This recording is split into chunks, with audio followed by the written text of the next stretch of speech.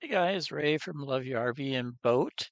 So today I was going to go through our boat vestry's off-grid power system, kind of the state of things as they are now, August 9th, 2023. I'm sure it'll change. This will probably be the way it'll sit for the rest of this season. I might, next season, next spring, I'll probably change things like I always do with my RV. But anyway, I just thought I'd show you how I have things set up now. We like to camp or boat off the grid and anchor a lot, so I wanted a pretty robust system with lots of solar so that we can spend time off grid in quiet bays and not have to run generators or anything or go to marinas to charge up. Anyway, the boat came with 200 watts of solar, these Carmana panels. I think they're about maybe 10 or 12 years old. They seem to be working well, and they are mounted up on the fly bridge. And it had a bank of four Trojan 6-volt golf cart batteries.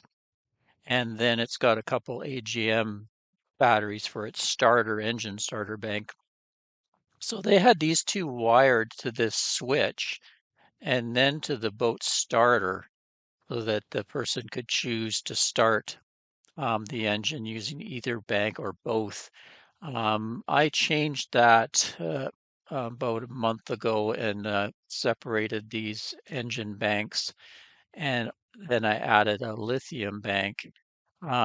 Reason being, I didn't want to have a bunch of cabling run up to where the switch was and stuff like that. Anyway, I did a whole video on that. I'll link to that. So basically, the engine starter bank is completely separate from my power system now. The way it gets charged is when the engine is running. There's an alternator on the engine. It seems to put out about 65 amps from what I've measured, and it is hooked to the main lead acid bank here and charges that. And then there's this automatic charging relay. When the voltage is above a certain point, I think it's 13 volts for maybe about 2 minutes, this will close and combine the two banks. So then the engine battery will get charged up again. Or if the solar power that's feeding in here gets above 13, anytime it's above 13, it'll charge both banks. So he also had on the boat, there was a 15 amp Victron solar charger, so I've left that in place. What I do is I have a little folding solar panel that came with my refrigerator, 12-volt solar powered refrigerator. So I combine those three in parallel and feed that little charger, and then that will charge the lead acid bank from solar or alternator. The reason these are in parallel is they're up on the fly bridge and tend to have quite a bit of shading going on, stuff like that. So I wanted them in parallel so they weren't as affected by shading as much. So on the other side of things is there's a 12-volt lithium bank here with three AO lithium 100 amp hour batteries for 300 amp hour capacity. And it gets charged by two different solar panels. I have a big 420-watt folding solar panel, and then I also have a Bouger V very thin panel that I have strapped to the top of the bimini. This one I usually strap to the front rails of the bow, basically because it gets full sun there all the time. It doesn't get shaded very often in that spot. When we're underway, sometimes I'll pull that panel and put it just in front of the front window of the boat, just so I can get power when we're underway. These panels are wired in a series arrangement because they're not affected by shading too much. They feed a 40 amp Bouger V solar charger, and then that feeds the lithium bank, and that's how it gets recharged. So what we have here is a switch. When we're underway, I switch to the lead acid, and then the alternator charges that. You don't want that alternator charging the lithium bank because it can cause problems there. Down the road, I'm probably going to get a DC to DC charger so I can utilize the alternator's output with my lithium bank. But for the time being, soon as we start I'm going to go start the engine, I switch to lead acid. When we get to anchor and the engine's off, then I'll switch back to my lithium bank, and we'll basically, what'll happen is this bank here, these two banks here, will be fully charged, and then these panels will keep them charged. When we're off grid, then it switches over to these panels. We kind of live off of our lithium bank. So whatever this is switched to will be the power output, and it goes to a 12-volt DC distribution panel on the boat. Just use the same one that was there, and then also goes to my Xantrex 2000-watt inverter, which also has a built-in charger that I can select between 5 to 100 amps, and an automatic transfer switch. And then that feeds my AC plugs in my boat. There's a sub panel, and I have there's a refrigerator on it if I want, and all the outlets in the boat, and also some engine lighting that I've hooked up to it. And that charger can also take shore power, or I also have a portable generator on board, kind of my fail safe if everything's run right down. I can put one on deck and fire it up, and I can charge things up. And often what I've been doing now, I just actually brought this on board about a week ago because we've hit September and the sun starts to be shorter sun days, lower angles, and also a lot more clouds and rain. So I brought this. It was stored in the RV, but I brought it just for September. And what I found I can do is when we're underway, I put it in the back corner of the boat near where the engine is, and you don't even hear it because it's blocked by the sound of the engine. But I can fire that up, and then I can feed this charger here, and then I can charge things up using that, depending which I have switched. So this charger goes out and powers, like I say, the sub panel. And also I have extra things. I have a couple portable power stations that I've had for the RV, so I brought them for the boat. There's a little 740 watt hour Himson portable power station. It comes with its own little 80 watt panel, so I'll put that panel out and let it charge. And also this EcoFlow Delta Max is a 2048 watt hour. And what I found, I can transfer energy into that using this charger if I want. I can just plug that into one of the outlets, and that way I can move power around. Say I'm topped up with these batteries, I can then use that and power it up, or I can plug the generator into it and fill it up, and then I can plug it into the charger and charge things up. So I have a little bit of ways to do things, move power around with those. But this is my basic system as we speak, and so far it's worked really well. I can juggle power around. So let's get to it, and I'll show you in real life where I've installed everything and how I've installed, and I've got some battery monitor meters as well to show you. So we'll start down in the engine bay with the lead acid batteries. So you see here it's got the classic 4 Trojan 6-volt golf cart batteries. Been used in RVs and boats for many years, tried and true. It's wired in a series parallel arrangement so that 4 6-volt make one large 12-volt. 440 amp hours total capacity, but most of your usable capacity is about half that, because with the lead acid you don't want to go down below 50% too often, or you'll reduce your battery life. So it is usable around 200 amp hours there. Anyway, I've also added to that a battery monitor that I had kicking around, just a cheap one, and that's what you see over here is the shunt for that wired in. I'll show you the monitor later, and then it just has a power sense wire coming off of it. Okay, so we'll just close that lid down so I can sit on it, and I'll show you the automatic charge relay, Blue C, and the starter battery bank. Here we go. A little cramped down here, but over here is 2 AGM batteries that are used for the engine starting. So like I say, once the house bank reaches a certain charge level, this automatic charge relay or combiner relay will close and combine the 2 batteries. You can see on one side you'll have the house bank, and the other side the starter battery bank. Right now there's a light on there telling me they're combined. There's also a sense wire down here, so you can isolate the starter battery when you go to start the boat. So when you turn the ignition on, the signal will open up so that only the starter battery is being used to start the boat. So kind of an ingenious device, actually.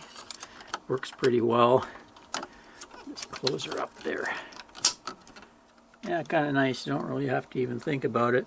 There is one other terminal on there that you can wire to an LED and put it somewhere on the instrument panel if you want, but that hasn't been set up in here, and I don't think I will. Other things down here is the actual bow thruster comes off those AGM starter batteries as well, and it has its own fuse here and meter, so it's a good way for me to know what's happening with the starter batteries. You can see 13 volts. That means that that's because that is closed and we're getting some power. Power right now is actually coming from this Victron 15 amp solar controller. So that's being supplied by the 2 original Carmana panels that are mounted to the flybridge rails, and also in parallel I have hooked up that EcoPower. It's a folding panel I'll show you later on that came with my actual fridge freezer, but I don't use it for that application anymore. I have the fridge freezer running off of the main battery run, so I utilize that panel. So we have 280 watts of power going into that. It gets fused right here. There's a little multiple terminal here that I installed when I installed my toilet macerator pump. I'm going to make a label here, but number 2 is the solar controller fuse, so it's 15 amp. And this is wired directly to the lead acid bank.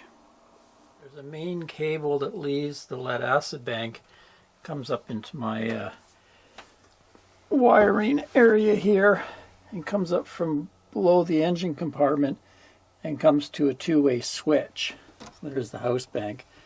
I also forgot to mention that I didn't show you, but there's a terminal fuse on that lead acid bank, 300 amps. So that protects this wire. Say something in here shorts to ground, that fuse will blow instead of the wire melting down. So this is the back of the Blue Sea battery switch. So it can be 1, 2 off or combined. I never combine them. I just have it either or. And coming from that is also, you can see this wire. That's feeding all the switching panel for the DC loads there. And there's one other wire that comes off that switch over to this breaker, and that's powering my Anchor windlass motor. So I've slowly been cleaning up the wiring on there, kind of organizing it and figuring it out in my mind, but you can see there's quite a few like DC grounding buses and buses 8 ground and 12 volt for all the different systems in the boat. Down here there's another shunt, and that's passing the loads, the negative loads from the DC distribution panel. So I'll show you on the front there's actually a Blue Sea voltage and current monitor, and it monitors whatever is coming into the main DC switch panel. So because of that, I also put a battery monitor right at the lead acid bank, so I can see all the current going in and out of it as well. So next, let's go to the lithium half of things. So Number one here is the wire lead acid coming in. Number two is the lithium battery bank coming up to this switch. And the lithium batteries are located down below in the same closet that my inverter is in. So we'll go down there and show you that.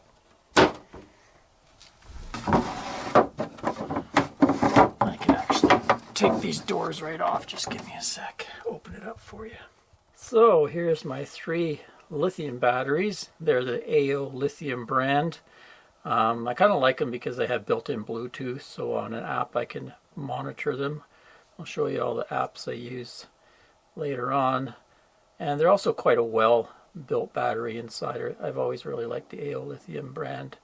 And so they fit quite nicely in this area down here. Let's put a little bit of support here, just because if the boat's rocking around, don't want them flying out of the cabinet. And you can see they're also protected right there by a big fuse. There's I think it's a 300 amp fuse as well in there to protect that wiring going up to that switch. And I also have a battery monitor system wired on, so there's a shunt right here to measure the current in and out. This is a little controller box, and it goes up to my battery monitor that I'll show you, and also sends out to an app. So that's what that wiring is. There's a fuse that's required in there. But nice setup, works pretty well. Over here, this is the solar charger for this system. And there's just a fuse there, 40 amp fuse. And then the wiring goes up above. It's actually in the same power cabinet here, but just along this wall. So we got our Bouge RV 40 amp controller. Solar power is coming in from outside. It's got the 440 watt folding panel and a 200 watt very thin panel, same company, Bouge RV, up on the bimini. So that comes into there and then out and then down to my lithium batteries. That's worked out very well. This also has an app, so I can look at it through a Bluetooth app. Now the lithium comes up there and the lead acid. Now I showed you that the 12 volt loads to the DC panel go that way. There's another large wire, the center wire, and that's what the switch is really doing, switching between lead acid and lithium to my inverter power, 12 volts.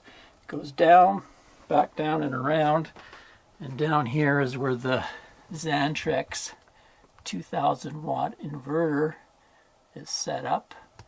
Let's give you a look at the wiring. I have to crawl in a bit to show you. There we are, so you can see that red wire coming down, and it goes to an on-off switch, just a cutoff switch, in case I want to work on the inverter or the AC power circuits in the boat. There's some input and output AC and input and output DC wiring as well. Won't go too far in depth because I have done a video on this Xantrex install if you're curious about that. So there you go. That's all the hard wiring of the DC circuits there and the batteries, etc. Let's go outside and I'll show you where I have all my solar panels placed and wired. So let's start with the biggie. This is a 420 watt AO lithium folding panel, so you can see the squares. It folds up into almost like a little thin suitcase. So I undo it, and I've been hooking it on the bow rails here. It seems to be one of the best places to get sun so that it's not shaded at all by anything. I used a few little ties just on the rail there, and underneath I put my freshwater hose box, and I take some of its straps because it's set to with little kickstands, and if I'm on a dock or something that I could put it out, I do that. Did that recently in Lund because we were on a big cement dock, and I can get, better pointing at the sun. But for this application, I just kind of tie it down with a pair of ropes just to keep the wind from blowing it in the ocean.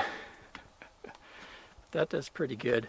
Another alternative is I'll lay it out on this decking here.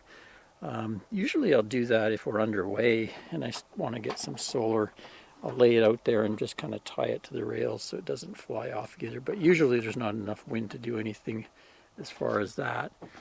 And then actually I've done it in this anchorage where we're constantly pointed the same direction. The sun comes around here late in the day, and I'll move it and just lean it against the windows here. Let's go around this side of the boat.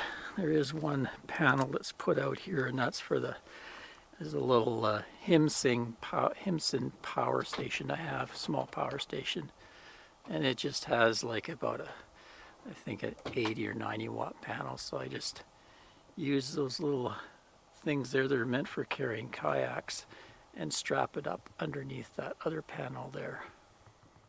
And from that front 420 watt panel, I run a cable back, and it joins right here in series. Red and white go off and down to the charge controller, and then the other panel is on the bimini here. So let me get up and show you that.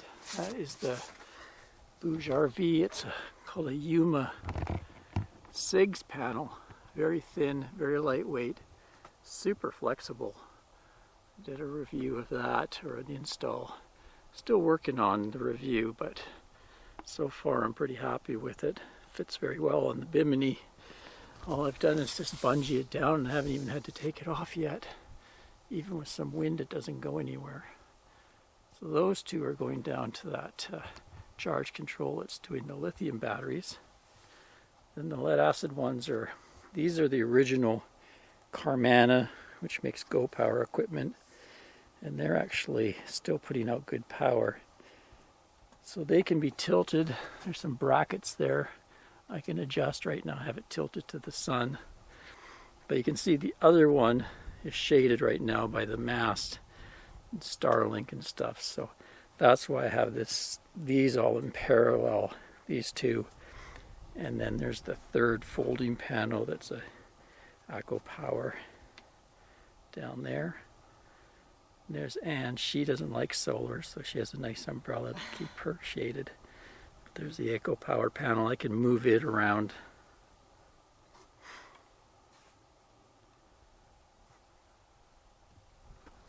Give you a look at the front panel from above here.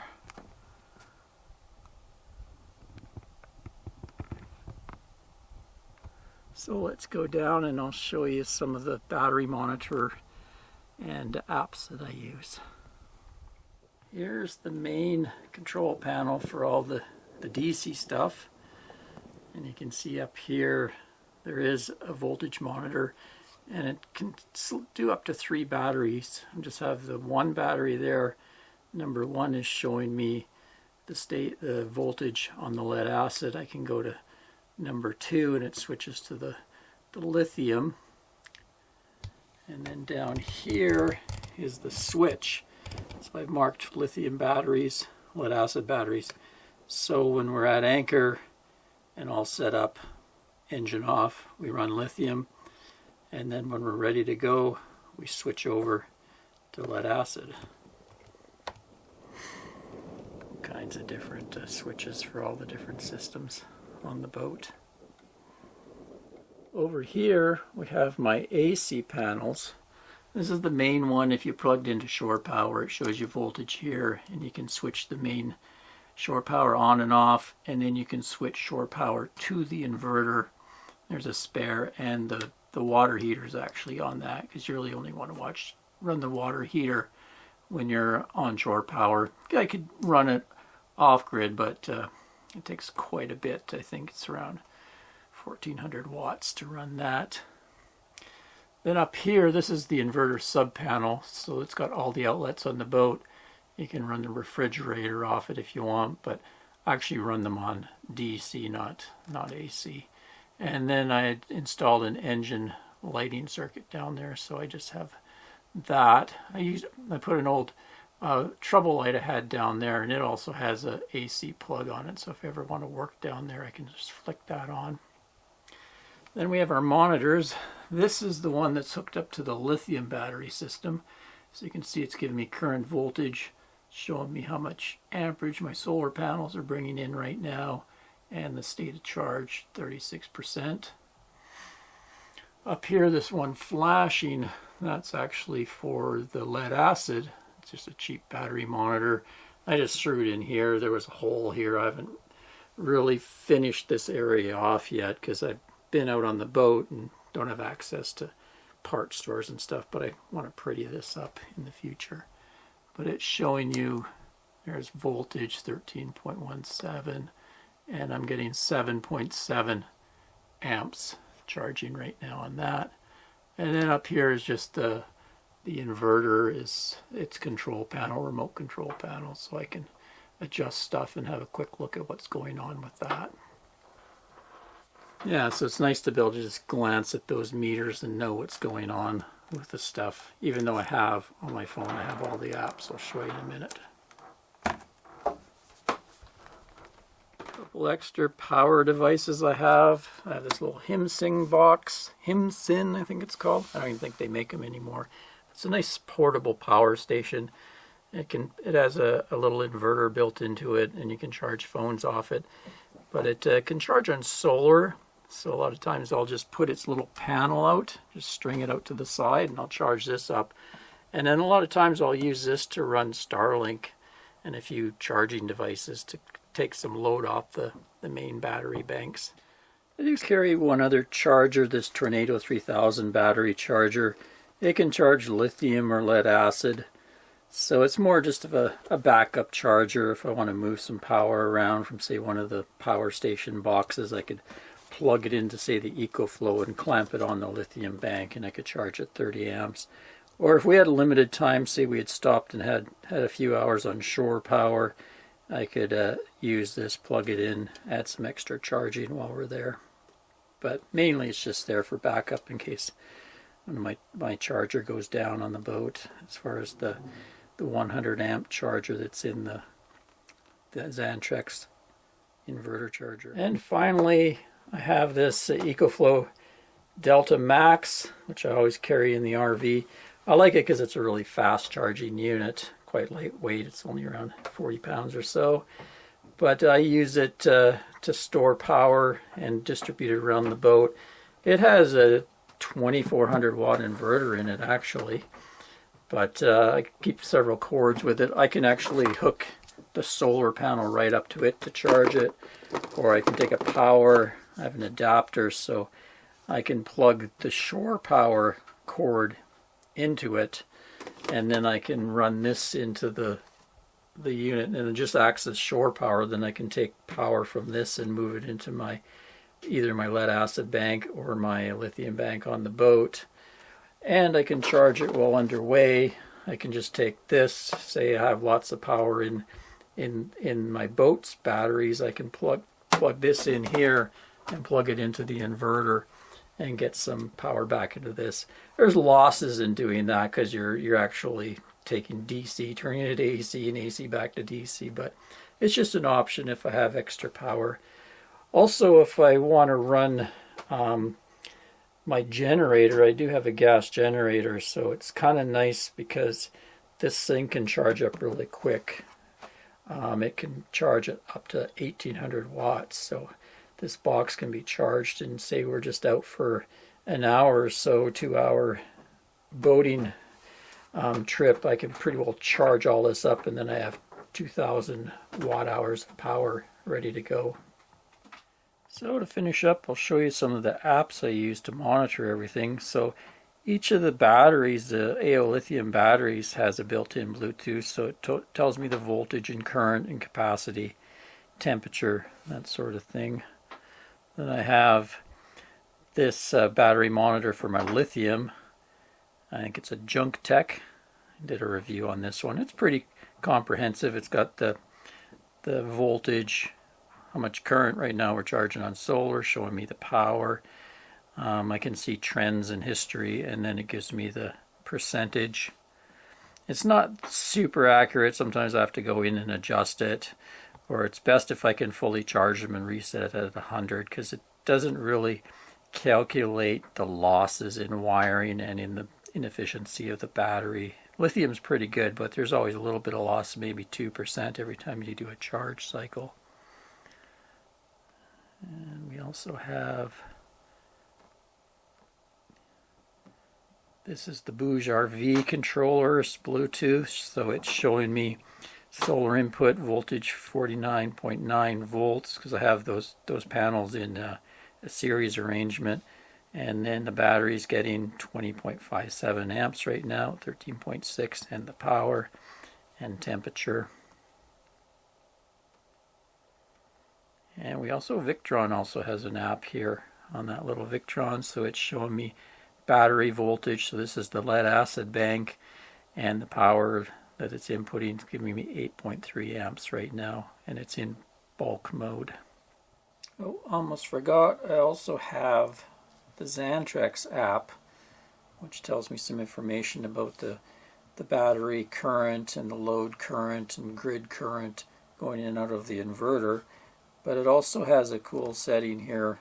If I go down to the charger, I can set charger current, and I can set it anywhere up to 100 amps from 5 amps. So that's really handy if I don't have a lot of charge current. And, you know, I'm using some type of device to use as a charger, like my EcoFlow. I can dial it back to whatever I want. I don't have to be putting in the full 100 amps that it's capable of. But then if I go to shore power, I can plug it in and quickly charge my battery, especially my lithium. My lithium will charge really fast. With 100 amps, I can charge my lithium from 0 to 100% in about 3 hours. So that's pretty cool.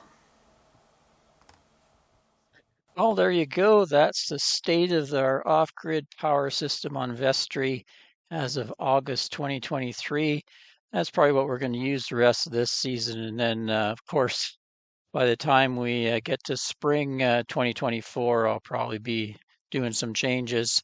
If you want anything further information on the products you've seen, I'll link to any of the reviews I've done over the years. Till next time, Ray from Love You RV and Boat. Cheers, everyone.